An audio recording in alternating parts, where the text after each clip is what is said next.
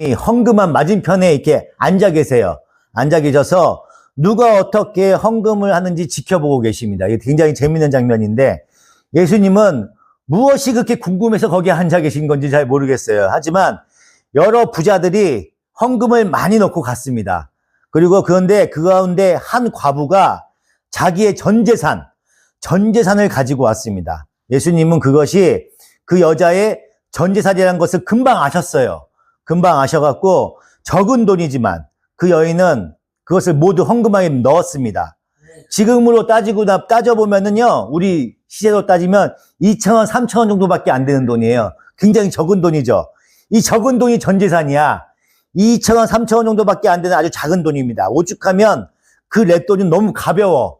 너무 가벼워서 연보함, 이 헌금함을 얘기하는 거예요. 연보함에 떨어지는 소리가 구별될 정도였습니다. 그런데 그 여인에게는 전 재산이었어요, 그게.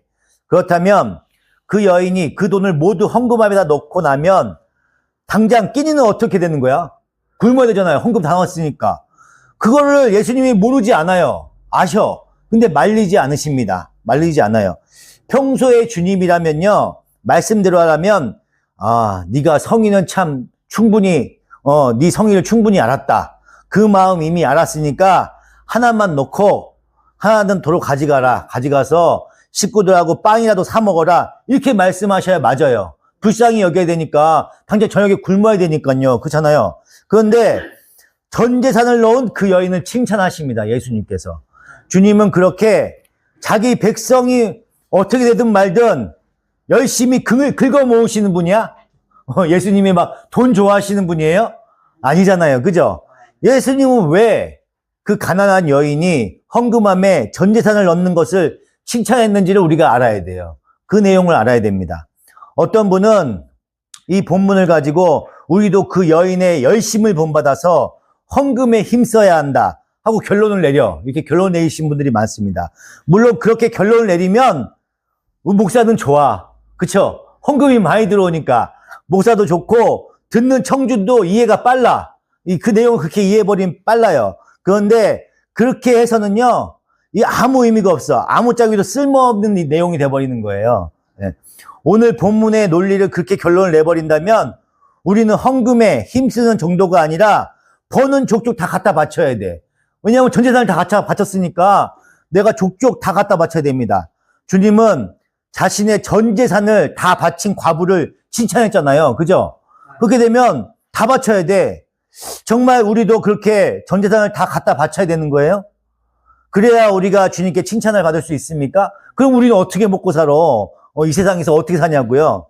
그 가난한 과부를 칭찬하신 이야기는요, 하나님의 교회, 즉 천국 백성의 모습은 어떠한 거를 이제 보여주시는 거예요. 그림자처럼 보여주시는 거예요. 힌트로 보여주시는 겁니다. 오순절 성령 강림 이후 하나님의 교회가 탄생을 했어요. 그죠? 그 교회는요, 예수님의 피값으로 만들어진 교회였습니다. 거기는 누룩이 들어올 수 없어. 이렇게 곰팡이가 들어올 수가 없어요. 순수한 하나님의 백성들의 공동체야, 이 교회는요. 그래서 아나니아와 삽비라가 그리 큰 잘못을 범하지 않았어요. 자기의 재산의 절반 이상을 냈다고. 여러분들 그렇게 낼 수 있어요? 집 팔아갖고 재산 절반 이상 낼 수 있어? 그렇지 못하잖아. 그럼에도 불구하고 그 자리에서 죽여버렸어요. 그죠? 생각해 보세요. 아나니아하고 삽비라가 뭘 그리 잘못했어요? 자기네 재산을 다 팔아갖고 반 이상을 냈는데, 전 재산 다 팔아서 자기 먹을 거 조금 챙기고 교회에 다 헌금했어. 그랬는데 정말 그 자리에서 급사를 맞을 정도로 잘못한 거예요, 그게? 아니잖아요. 그죠? 그것은 하나님의 교회는 어떤 작은 티라도 들어올 수 없는 순결하고 순수한 것이라는 것을 성경을 읽는 우리 독자들에게 메시지로 던져주고 있는 거야. 그림자처럼 보여주는 거예요. 물론 여기서 말하는 교회는요, 이 땅의 지역교회, 이런 교회를 얘기하는 게 아니에요. 공동체를 얘기하는 겁니다. 하나님의 교회는 창세전에 택함받은 하나님의 백성의 영적 공동체를 얘기하는 거예요. 영적 공동체. 그렇게 그 하나님의 교회는요, 이 완벽한 거예요. 완전한 거예요. 잡티가 들어올 수 없는 곳입니다. 그곳은 그러니까 천국을 상징하는 곳이에요. 천국. 네. 사도행전 4장 32절입니다. 많은 신도가 다 한 마음과 한 뜻이 되어서 아무도 자기 소유를 자기 것이라고 하지 않고 모든 것을 공동으로 사용하였다. 사도들은 큰 능력으로 주 예수의 부활을 증언하였고 사람들은 모두 큰 은혜를 받았다. 그들 가운데는 가난한 사람이 한 사람도 없었다. 땅이나 집을 가진 사람은 그것을 팔아서 그 판 돈을 가져다가 사도들의 발 앞에 놓았고 사도들은 각 사람에게 필요에 따라 나누어 주었다. 아멘. 가난한 사람이 아무도 없었대요. 아무도 없고 완벽한 공동체를 얘기하는 거예요. 지금 이 초대교회를 얘기하는 거예요. 네 것하고 내 것이 없어. 전 재산을 똑같이 내놓고 서로 통용하고 살아가는 그런 곳. 그러므로 궁핍한 사람이 없어요. 가난한 사람이 없어. 우리는 천국이라도 뭐 얘기를 하고 그 모형으로 교회를 이 땅에 주신 것입니다. 그러한 초대교회의 모습을 성경에 기록해 놓은 거예요. 그래서 천국에서의 교회의 삶을 그림자처럼 이렇게 계시하고 보여주시는 거야. 그거 계시하고 계시는 겁니다. 어떻게 사람이 자기 생명처럼 여기는 자기의 재산을 몽땅 내어놓고 다른 이들과 유무상통할 수 있어요? 그렇게 할 수가 없잖아. 여러분도 그렇게 할 수 있습니까? 저라도 그렇게 하기 쉽지가 않아요. 천국에서만 가능한 얘기예요, 이 얘기는요. 그죠? 내 소유가 나의 힘이 아니라 하나님만이 나의 힘이고 나의 주인이라는 확신 속에서 거하는 자들이 바로 하나님 나라의 백성들을 얘기하는 거예요. 성경은 지금 그 모습을 그림자처럼 잠깐 보여주는 거야. 그 완벽한 공동체, 완벽한 교회의 모습을 사도행전에서 보여주시는 겁니다. 신명기에서 하나님의 백성들이 궁극적으로 들어갈 곳을 이렇게 설명합니다. 신명기 15장 4절입니다. 당신들 가운데 가난한 사람이 없게 하십시오. 그러면 주 당신들의 하나님이 당신들에게 유산으로 주어 차지하게 하시는 땅에서 당신들이 참으로 복을 받을 것입니다. 아멘. 가난한 사람이 없게 하래요. 가난한 사람이 없게. 근데 우리가 이렇게 살아가는 인류 역사상 가난한 자가 없었던 때가 있어요? 항상 거지는 있어요. 선진국도 그지가 있어. 가난한 사람이 없는 데가 없어요. 없습니다. 왜 없어요? 네가 만일 내 하나님 여호와의 말씀만 듣고 여호와가 명하는 명령을 다 지켜 행하면 다 지켜 행해야 돼. 다 완벽하게 그 명을 다 지켜 행해야 된다고요. 그러면 복을 받아서 너희 중에 가난한 자가 없을 것이라고 하나님이 말씀하셨다고요. 그런데 역사 속에서 가난한 사람이 없었을 때가 없었습니다. 그 이유는 간단해. 왜냐면요, 그 누구도 전적으로 하나님의 말씀만 듣고 그 명령을 다 지켜 행한 사람이 없기 때문에 그래요. 나의 모든 걸 다 걸고 주님 말씀만 행한 사람, 그건 말씀만 듣고 그 명령에 따라서 행한 사람이 없기 때문에 그렇다고요. 그런데 이 신약의 이 공동체, 초대교회의 공동체가 그런 교회가 있었단 말이야. 그런 공동체가 있었다고요. 모든 것을 다 나눠먹고 아까 그 말씀처럼 가난한 자가 없다, 한 명도 없다고 하잖아요. 한 명도 없었어. 왜냐하면 다 팔아갖고 다 나눠먹었기 때문에 누구 가난한 사람이 없었던 거야. 그게 초대 예루살렘 교회의 모습이란 말이에요. 그죠? 그러면 하나님의 말씀대로 누군가가 하나님의 명령을 다 지켜 행했던 사람이 있었다는 거야. 그렇기 때문에 그런 공동체가 생긴 거예요. 그분이 누구예요? 그분이 바로 그런 사람이 있었기 때문에 이런 가난한 자가 없는 공동체가 생긴 거예요. 그죠? 그게 바로 예수 그리스도예요. 예수 그리스도. 예수 그리스도가 그렇게 행했기 때문에 이렇게 완벽한 공동체가 생길 수 있었던 겁니다. 예수께서 하나님의 조건을 다 충족시키시고 하나님의 공동체를 탄생시키신 거예요. 그곳에는요, 모든 자들이 자기의 전부를 내어놓고 서로 나누며 가난한 자가 없더라는 거예요. 써 있잖아요. 그죠? 그게 바로 유무상통하는 초대교회의 그림이 우리에게 전하고자 하는 메시지인 거야. 그게 메시지예요. 우리한테 전하는 메시지. 하늘나라 백성의 공동체들 모델로 잠깐 그려놓으신 겁니다. 우리가 바로 그 속에 들어있는 교회인 거야. 우리가 그런 교회에 있는 겁니다. 가난한 자가 없는 그 공동체 속에 들어와 있는 이들이 성도인 거예요. 성도. 그럼 이제 우리는요, 교회에다 다 갖다 바쳐야 되는 거예요. 똑같이 초대교회처럼 다 모여서 다 갖다 바쳐서 공평하게 가난한 자가 없이 이렇게 생활해야 되는 거예요, 우리가. 그럼 주님께서 전부 다 바친 자를 칭찬하는 것이 무슨 의미인지를 살펴볼 필요가 있습니다.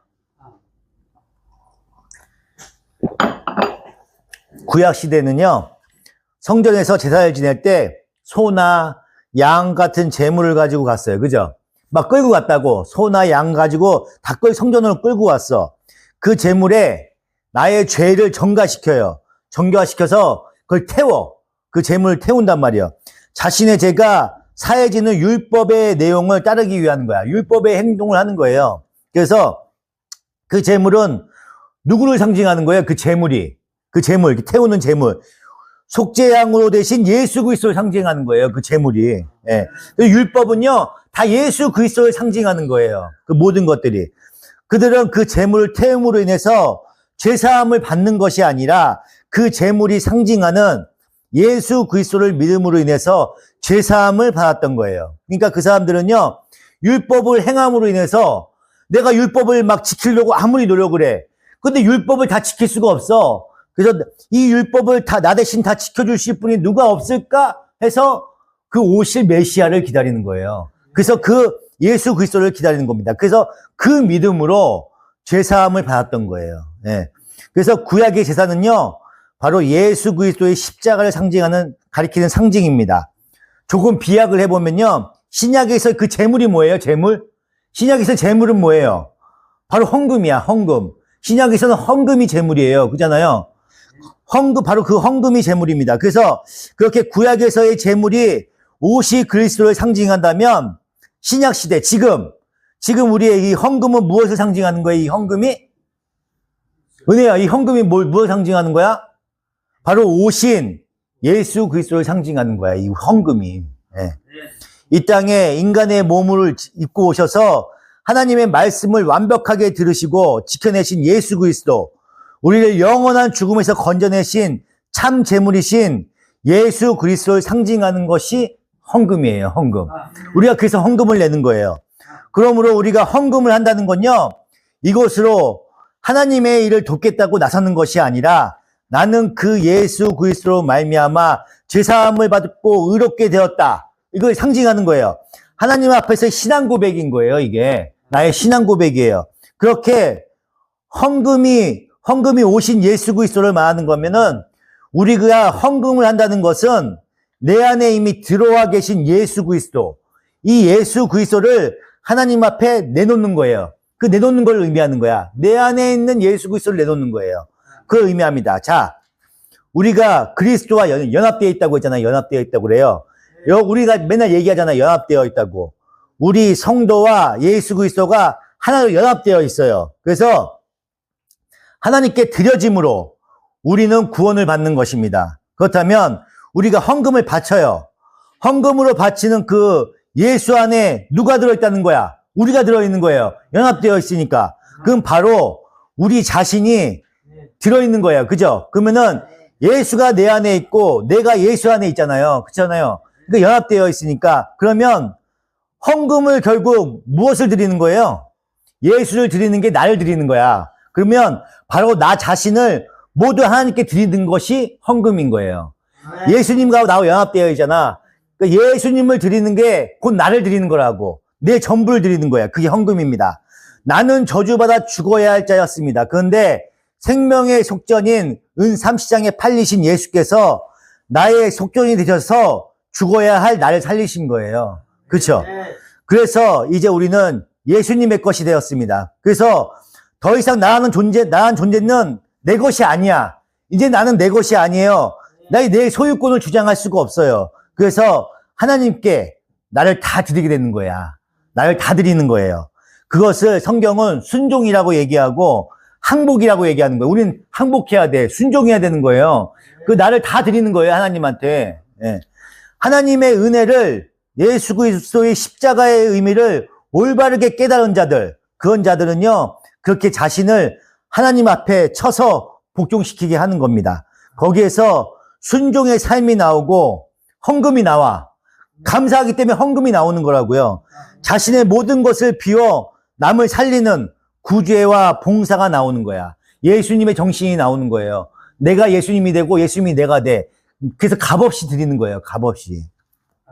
이렇게 헌금을 비롯한 종교행위는요, 모두 나 자신을 하나님께 드리는 행위이기 때문에 주님은 자신의 모든 것을 다 바친 그 여인을 예로 들어서 헌금의 내용을 우리에게 메시지로 돌려주시는 거야. 예. 그 여인이 드린 거는요, 그 여인은 전부를 드린 거야. 전부를. 나를 전부를 드린 거를 의미하는 거야. 그래서 액수가 중요한 게 아니에요. 그 메시지가 중요한 거라고요. 너는 너에게 주어진 모든 것이 하나님으로 왔다는 것을 아는 자구나. 그래서 바로 다음 끼니가 어떻게 될 것인가에 걱정하지 않고 너희 가진 것을 다 털어서 낼 수 있는 믿음의 여인이구나 하고 그 여인을 칭찬하신 거라고요. 네. 우리 교회에게 이 세상에서 어떠한 자세로 살아야 하는지를 보여주시는 거예요. 그 여인을 통해서. 그래서 헌금은 액수의 많고 적음이 중요한 게 아니에요. 제가 그 얘기했잖아요. 많고 중요한 게 아니고 감사함이 있어야 돼. 감사함이 있어서 교회에 나와야 된다고요. 근데 그게 없어. 그게 없으면 의미가 없는 거예요. 예수 그리스도라는 참 재물에 의해서 내가 구속되었다는 거, 그러한 믿음에서 근거한 것이 되게 중요한 겁니다. 그래서 하나님, 저는 이제 하나님만이 저의 힘이고 소망이라는 것을 알기에 세상 사람들이 목숨처럼 여기는, 우리 광석이가 목숨처럼 여기고 우리 은혜가 목숨처럼 여기는 그 세상의 힘을 대표하는 물질을 하나님 앞에 이렇게 바칠 수가 있습니다. 이것이 헌금의 정신이라고, 이게. 세상에 얽매이지 않겠습니다. 내가 이 목숨처럼 여기는 이 세상을 버리고 하나님만 따르겠습니다. 이게 신앙 고백이라고요. 그 헌금의 정신을 올바로 깨닫고 실행에 옮긴 이들이 고린도서에 쓴 바울에게서 언급이 됩니다. 고린도후서 8장 1절입니다. 형제 자매 여러분, 우리는 아버지께 마케도니아 여러 교회에 베풀어 주신 은혜를 여러분에게 알리려고 합니다. 그들은 큰 환난의 시련을 겪으면서도 기쁨이 넘치고 극심한 가난에 쪼들리면서도 넉넉한 마음으로 남에게 베풀었습니다. 내가 증언합니다. 그들은 힘이 닿는 대로 구제하였을 뿐만 아니라 오히려 힘에 지나도록 자원하여 하였습니다. 그들은 성도들을 구제하는 특권에 동참하게 해달라고 우리에게 간절히 청하였습니다. 그들은 우리가 기대한 이상으로 하나님의 뜻을 따라서 먼저 자신들을 주님께 바치고 우리에게 바쳤습니다. 아멘. 마게도냐 교회 교인들이요, 성도들을 구제하기 위해서 헌금을 냈는데 그들의 상황이 어떻게 되는지 한번 보시면 알 거예요. 그들은 환난의 많은 시험 가운데 있었고 극한 가난에 시달렸던 사람들이야. 엄청 가난했던 사람들이에요. 먹고 사는 것도 굉장히 궁핍했던 사람들이라고. 그런데 그들이 풍성한 헌금을 했어요. 풍성한 헌금을 했다고. 힘대로 할 뿐만 아니라 힘에 지나도록 자원하여서 제발 우리도 그 헌금에 동참하게 해달라고 바울에게 강구를 했다는 거예요. 이렇게.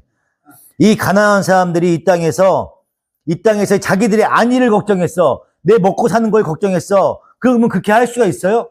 할 수가 없어. 할 수가 없어. 어떻게 그렇게 가난한 사람들이 자신들이 가진 것을 힘에 지나도록 헌금할 수 있는지 우리가 보면 알 수 있어요. 그들의 관심은 이 땅의 것이 아니야. 이 땅의 것이 아니라는 그 증거예요, 이게. 그들에게는 하늘의 복된 소망이 이미 자리하고 있었기 때문에 하나님 앞에서 자기 자신을 드린 거예요. 네. 그러고도 그게 아깝지 않은 거야. 아까우면 안 돼. 아까우면 드리면 안 돼요. 아깝지가 않았던 거야. 내가 하나님의 소유가 확실하다면 나에게 주어진 모든 것이 하나님으로부터 온 것이므로 아까울 게 없다는 거예요. 그러한 신앙 고백의 표현이 헌금인 거야. 네? 이러한 신앙 고백은요, 하나님께서 주신 참 믿음에서만 나올 수 있는 것이므로 성도는 자원하고 준비해서 헌금을 할 수 있는 거예요. 자원하고 준비하는 마음이 있어야 돼. 고린도후서 9장 5절입니다. 그러므로 나는 그 형제들에게 청하여 나보다 먼저 여러분에게 가서 여러분이 전에 약속한 선물을 준비해 놓게 하는 것이 필요하다고 생각하였습니다. 이렇게 해서 이 선물은 마지못해서 낸 것이 아니라 기쁜 마음으로 마련한 것이 됩니다. 요점은 이러합니다. 적게 심은 사람은 적게 거두고 많이 심은 사람은 많이 거둡니다. 각자 마음에 정한 대로 해야 하고 아까워하면서 내거나 마지못해서 하는 일은 없어야 합니다. 하나님께서는 기쁜 마음으로 내는 사람을 사랑하십니다. 아멘. 헌금을 이처럼 아무렇게나 거지 동냥하듯이 교회에 와서 주머니에 있는 거 막 이렇게 꺼내갖고 갑자기 꺼내서 꾸깃꾸깃한 거 막 이렇게 해갖고 막 이렇게 헌금을 막 넣어. 보면은 엄청 꾸깃꾸깃한 거 있어. 헌금 보면은 막 반 접어갖고 찢어져 있는 것도 있어요. 그런 마음으로 하는 게 아니라고, 헌금은요. 옛날 분들은요, 헌금할 때 그 전날에 다리미로 이렇게 데렸대요. 헌금할 때 빳빳하게 해갖고, 그 정성이지, 마음이지. 자기의 마음이죠. 그 감사한 마음을 표현하는 거죠. 이렇게 교회 와서 주머니에 있는 거 꺼내서 내는 것이 아니라 자신의 신앙 고백과 함께 하나님께 자신을 드리는 거야. 단돈 1,000원을 드리더라도, 단돈 500원을 드리더라도 내 마음에 자기의 신앙 고백이 들어가야 된다는 얘기예요. 이게. 그러한 신앙 고백 없이 하나님께 소액 투자하고 많이 배당받겠다고 이제 투자하는 시기야. 나 이만큼 헌금했으니 아버지 많이 부어주세요. 이게 투자잖아요. 적게 투자하고 많이 받는 거. 이게 투자 개념이잖아요. 헌금을 하는 사람들을 가리켜서, 그런 사람들을 가리켜서 적게 심은 자라고 얘기하는 거예요. 적게 심은 자라고. 나는 하나님의 것이므로 나를 하나님께 드립니다. 라는 신앙 고백과 함께 헌금을 드리는 자를 많이 심은 자라고 얘기하는 거예요. 그래서. 그러므로 혹자들이 이야기하는 것처럼 헌금을 적게 하면 하나님이 적게 보답하시고 헌금을 많이 하면 하나님이 많은 것을 보답하신다는 그런 식으로 이 구절을 이해하면 안 됩니다. 이 구절의 진의는요, 적게 심은 자, 즉 복음과 믿음에 근거하지 않고 헌금을 한 자들은요, 풍성한 천국과는 아무 상관없는 적게 거두는 자로 남게 되고, 많이 심은 자들, 즉 믿음에 근거한 자신을 드리는 신앙 고백을 근거로 헌금을 한 이들은 천국의 풍성함을 거둔다는 것이 많이 거둔 자들의 말의 의미인 거예요. 그런 의미로 한 거예요. 그런 자들이 당연히, 그런 사람들은요, 당연히 즐겨낼 수밖에 없어. 내가 조금 내면요, 이 조그만하게 낸 거에 대해서 하나님한테 너무 죄송스러워. 아버지, 저 더 많이 내게 해주세요. 막 더 많이 내고 싶은데, 형편이 여의치가 않아. 이거 막 눈물이 나, 이런 거에 보면요. 그런 마음이 들어야 돼. 오락실에서 막 10,000원, 20,000원, 30,000원, 50,000원, 10만원씩 막 땡겨. 열심히 땡기고 헌금은 1,000원, 500원 막 이렇게 내. 그게 하나님한테 감사하는 마음이야? 아니죠? 그런 건요, 하나님이 구역질 난다고 얘기하셨어. 예? 헌금을 낼 땐요, 내가 하나님한테 이 감사하는 마음을 드려야 돼. 정성껏 드려야 된다고요. 예? 금액의 액수가 중요한 게 아니야. 내가 형편이 어려워? 아무것도 안 내도 돼. 그래도 빈 봉투에 넣어도 돼. 근데 그 마음에 나의 신앙 고백이 들어가야 되는 거야. 예? 근데 흥청망청 쓰고 빈 봉투를 내면서 내 신앙 고백이 들어갈 수가 있어요? 그럴 수는 없잖아. 그죠? 내가 먹는 것 막 5만원, 10만원 막 써. 근데 헌금은 1,000원 내. 2,000원 내. 그러면은 그게 신앙 고백이 드러나간 헌금이에요? 그렇지 않잖아. 나는 몰라. 이 사람이 진짜 가난하고 어려운지 나는 모르죠. 내가 그 모든 거를 시간과 공간을 초월해서 다 볼 수 있는 사람이 아니잖아. 근데 주님은 아셔요. 이 돈을 어떻게 이 사람이 냈는지. 그래서 그 가난한 자 두렛돈, 그 적은 돈을 낸 사람한테도요, 하나님이 기쁘게 받으시는 거야. 근데 큰 돈을 막 많은 부자들이 넣었다고 하잖아요. 그 사람들에 대한 칭찬에 대한 아무 말도 없어. 얼마나 많은 헌금을 냈겠어. 근데 아무 칭찬이 없다고. 그 마음을 보시는 거기 때문에. 그 신앙 고백을 보시는 거라고. 여러분들이 많이 반성을 하셔야 돼. 회개하셔야 된다고. 액수가 중요한 게 아닙니다. 예.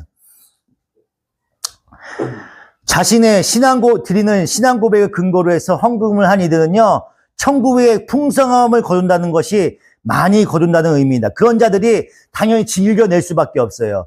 11조가 뭐 그리 대단한 겁니까? 10의 모든 것이 하나님의 것이에요. 그죠? 그런 사람들은요, 11조를 해놓고 자랑하거나 그걸 알아주지 않는다고 실망하지 않아요. 이렇게 헌금하시는 분들은요. 나와 하나님 사이의 신앙 고백이 왜 남의 눈을 의식하는 바보 같은 짓을 해요? 그러지 않아요. 헌금은요, 신앙 고백으로 드려질 때만 즐겨낼 수가 있는 겁니다. 아니면 아까워서 못 내. 아까워서 못 내요. 이 주머니에서요, 막 세고 있어. 저 조금 내려고 막 1,000원짜리 막 한 장만 빼려고 막 이렇게 빼잖아요, 우리가. 그죠?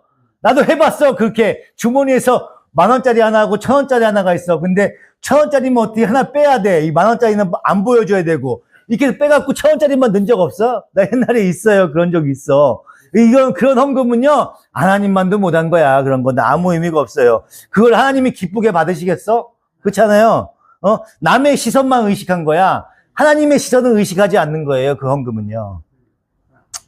헌금은요, 신앙 고백으로 드려질 때만 즐겨낼 수가 있는 것입니다. 아니면 아까워서 낼 수가 없어요. 그러므로 여러분 이 중에 혹시 아직 복음을 제대로 깊이 깨닫지 못하고 아까운 마음으로 헌금을 하시는 분이 있다면 그거는 멈추셔야 돼. 하실 필요가 없어요. 그런 사람은 헌금을 안 하는 것이 낫습니다.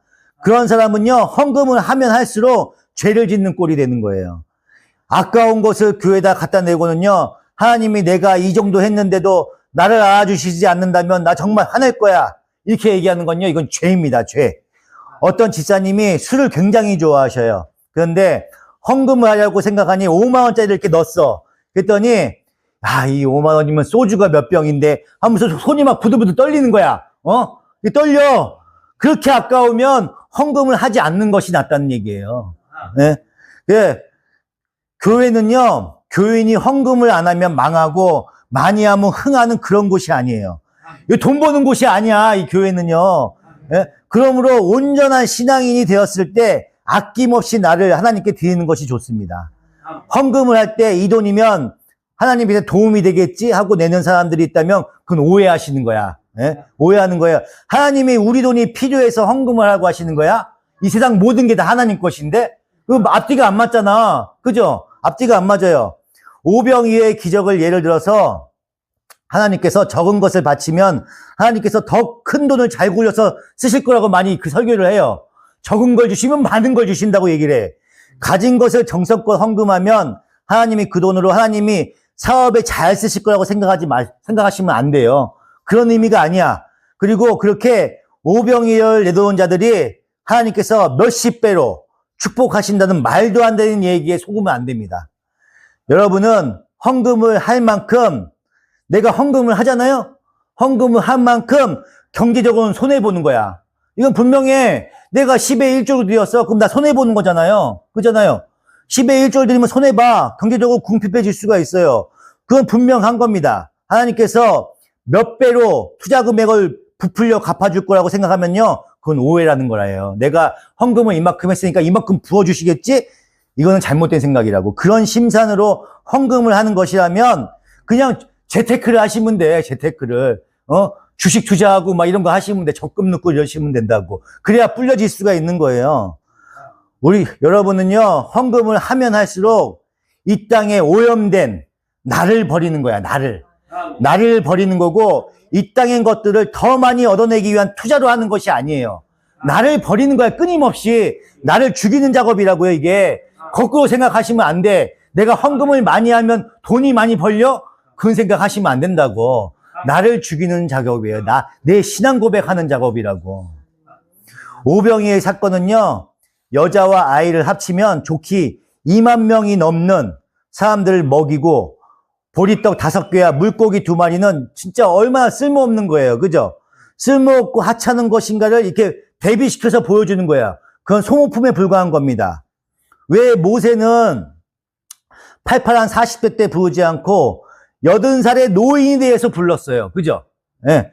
아브라함한테는요, 70세가 넘어서 자식을 줬어. 원래는 그때 그렇게 너무 늦게 자식을 낳으면 안 되잖아요. 그렇게 늦게까지, 마지막까지, 생리가 끊길 때까지 그렇게 해서 자식을 주셨다고. 왜 바울은요, 스테판을 죽이는데 동참을 하겠어요? 동참했어요. 그죠? 동참해서 평생 그 죄책감에 시달리면서 살았어요. 그는요. 그렇게 부르심을 받았다고. 그런 잔인한 것들은요, 좀 미리 좀 말려주시면 얼마나 좋아. 하나님께서. 그죠? 근데 그러지 않으셨어. 예? 하나님은 전지전능하신데도 그러지 않으셨다고요. 이 모든 건요, 하나님께서 하나님의 일은 너희가 가진 것으로, 너희의 힘과 능력으로 하는 것이 아니라는 걸 보여주는 거야. 내 힘으로 아브라함이 이삭을 낳은 게 아니라는 걸 보여주시는 거예요. 겸손하게 만들기 위한 거예요. 겸손하게 만들기 위한 거. 우리는 헌금을 하면서 하나님, 이것이 하나님의 이름에 도움이 되길 원합니다. 이렇게 해서 헌금하는 게 아니야. 이게 하나님의 일에 도움이 되기 위해서 헌금을 하는 겁니다. 이렇게 하는 게 아니에요. 하나님, 이것이 하나님의 일에 도움이 되는 것이 원합니다. 이게 아니고, 하나님, 우리는 돈으로 사는 사람들이 아닙니다. 하나님의 말씀으로 사는 사람들입니다. 이런 신앙 고백이라고요. 이 헌금은 그런 고백으로서 하는 거예요. 오병 이어의 기적에서 가장 큰 기쁨을 맛본 사람이 누구예요? 누가 가장 큰 기쁨을 맛봤어요? 그것을 드린 어린 아이가 가장 기뻤을 거예요. 어린 아이가. 성경 어디에도요, 그 오병이어를 바친 아이를 주님께서 축복하셔갖고 거부로 만들었다는 얘기가 한 구절도 없어요. 그죠? 그것은 단지 전혀 가능성 없는 것을 가지고 예수님께서 하늘의 풍성함을 보여주시는 거예요. 그 어린아이를 생각해 보세요. 조금 전까지 내가 가지고 있었어. 보리떡, 내가 가지고 있던 그 보리떡이야. 그런데 그것이 수천 배, 수만 배가 돼서 백성들 다 배불리게 먹였어. 그거 갖고. 조금 전까지만 내가 갖고 있던 물고기 2토막이었단 말이에요. 그런데 그것이 수만 마리의 물고기로 둔갑을 했어요. 누가 제일 은혜를 받았겠어요? 그 내놓은 아이가 가장 은혜를 받은 거예요. 그 가운데서. 다른 사람들은 어떻게 그게 생겼는지도 몰라. 그냥 먹기에 바쁜 거예요. 하지만 본인은 알잖아. 내놓은 사람은 아는 거예요. 이게 얼마나 값지게 쓰였는지를 아는 거예요. 근데 내가 그 내놓은 사람이 제일 기쁜 거예요. 그래서 하나님은 우리에게 왜 헌금을 하도록 하시는지 아시는 거예요. 여기서 보면요. 우리의 돈으로 하나님을 도와주는 게 아니에요. 예수님께서 기껏해서 그 떡 5개와 물고기 2마리가 없어갖고 그걸 달라고 했겠어요? 아니에요. 그 아이한테 기쁨을 주기 위해서 받은 거라고요. 하나님은요, 우리의 유익을 위해서 우리에게 헌금을 하라고 명령하신 거야. 우리의 유익을 위해서. 그 돈 갖고 하나님 잘 되게 하기 위한 게 아니라 그 돈으로 나를 잘 되게 하기 위해서 한 거예요. 세상의 힘을 대표하는 그 돈을 자신을 위해 쓰지 않고 서심없이 내어놓을 수 있는 그 믿음을 가르쳐 주기 위해서 하는 거야. 그 믿음 가운데 있게 하기 위해서 가르치는 거예요. 그리고 그러한 믿음을 시험하기 위해서 우리에게 헌금을 하라고 하시는 것입니다. 그 시험에 합격한 자들이 축복받은 자들인 거예요. 그러므로 헌금은 우리 자신을 축복하기 위한 하나님의 배려인 것입니다. 어떻게 하나님의 일이 돈으로 이루어져요? 하나님의 일은 돈으로 이루어지는 게 아니에요. 내가 돈을 많이 벌어서 크게 고지에 올라가서 나 헌금 많이 해야지, 그런 생각 가지시면 안 돼요. 가장 낮은 자들을 들어 쓰시는 게 하나님이라고. 정말 사람의 마음을 돈으로 바꿀 수가 있어요? 아니야. 돈으로 바꿀 수가 없어요. 돈은 많이 가지면 가질수록 아껴지는 거예요. 정말 돈으로 죄인들의 회개를 이끌어낼 수가 있습니까? 그런데 그런 불가능한 우리의 돈으로 하나님께서 하나님의 일을 해나가시는 그 과정을 보는 거야, 우리가요. 역시 하나님은 위대하시며 오늘도 살아계신다는 것을 우리로 하여금 실감하게 하시는 거예요. 그걸 보면서. 좋은 선생은요, 자신을 먹여 살릴 등록금을 내는 학생이 필요한 게 아닙니다. 선생님이 등록금 벌려고 하는 거예요? 등록금에서 내가 잘 먹고 잘 살려고? 그래서 선생님 하는 겁니까? 아니에요. 좋은 선생님은요, 자기가 가르칠 학생이 필요한 거예요. 자기가 가르칠 학생이 필요한 겁니다. 하나님은 하나님을 도울 사람을 찾는 것이 아니라 하나님께서 하나님의 백성으로 기르실 사람들이 필요한 겁니다. 제자 만들려고 했잖아요, 제자. 그죠? 그게 성도인 거예요, 그게. 예. 우리는 헌금을 통해서 그 대열에 참여하는 거야. 함께 동행하는 거예요, 그걸 통해서. 나의 신앙 고백을 통해서. 헌금은 그런 의미가 있는 겁니다. 예. 이 헌금을 통해서 모든 것을 잘 먹고 잘 살게 하려는 그런 의미로 하는 게 아니에요. 나의 신앙 고백이고 나의 죄를 덜어내는 거예요. 나를 죽이는 작업입니다. 여러분들도 이 헌금의 의미를 깨닫는 시간이 되게 하시고, 다음 주를 통해서 계속 11조에 대해서도 공부할 겁니다. 그 의미에 대해서 공부를 하심으로 인해서 내가 왜 11조를 드려야 되는지, 내가 왜 헌금을 드려야 되는지, 이것을 감사하는 마음으로, 범사에 감사하는 마음으로 왜 드려야 하는지를 여러분들이 분명하게 아셔야 돼. 그렇게 해서 헌금을 하셔야 된다고. 그렇지 않고 그렇게 의미로 안 하면요, 내가 이 교회에서 이렇게 많이 헌금을 하고 내가 이렇게 많이 했는데 날 무시해? 이렇게 된다니까? 결론은 그렇게 가요. 내가 여기때까지 이 교회에다 헌금한 게 얼만데. 그런 경우도 있어요. 어떤 사람은 한 교회를 20년, 30년 다녔어. 그래갖고 장로가 됐단 말이에요. 막 파벌이 생겨갖고 막 싸웠어. 30년. 그래서 싸웠어요. 그래갖고 교회를 나가게 됐네? 걔가 교회에다 청구를 했어. 나 이 30년 동안 낸 헌금 돌려달라고. 그게 소송을 걸었어요. 그런 장로가 있어요. 30년 동안 신앙생활을 해도 그 헌금 낸 게 아까운 거야. 지금까지 낸 게. 주님한테 나를 감사한 마음으로 드린 게 아니야. 그 헌금이 아까웠던 거지. 그러니까 거기다 소송을 거는 거지. 그거 못 이겨. 근데 소송해도 소용이 없어요. 그게 그렇게 헌금해갖고 그게 하나님한테 그게 옳게 가겠어요? 아니죠? 그 마음이 여태까지 20년, 30년 헌금을 했어도 그 돈이 아까웠던 거야. 그런 신앙은요, 아무 의미가 없습니다. 여러분들이 진정으로 내가 그게 아까워? 그러면 헌금 안 하셔도 돼.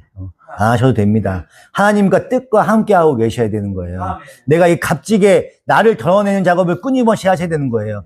내 신앙 가운데 있어요. 그렇지 않으면요, 이 교회에 나오는 게 의미가 없어져. 그냥 가라지로 남는 거야. 나도 그냥 여러분 헌금 많이 하세요.